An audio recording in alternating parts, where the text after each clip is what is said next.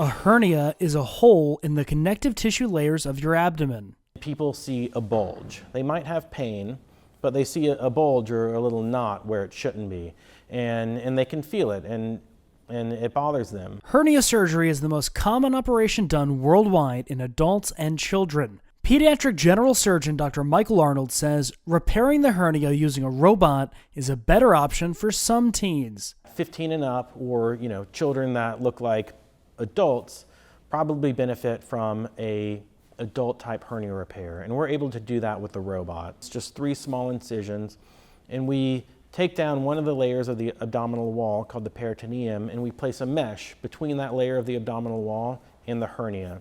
We then close that layer. It keeps the mesh separate from all of the organs on the inside of your abdomen, and it's an excellent hernia repair. One of the benefits of the robot is the surgery can be done as an outpatient operation. When we do it in a minimally invasive fashion with the robot, you go home the same day. You don't need opiate or narcotic pain medicines.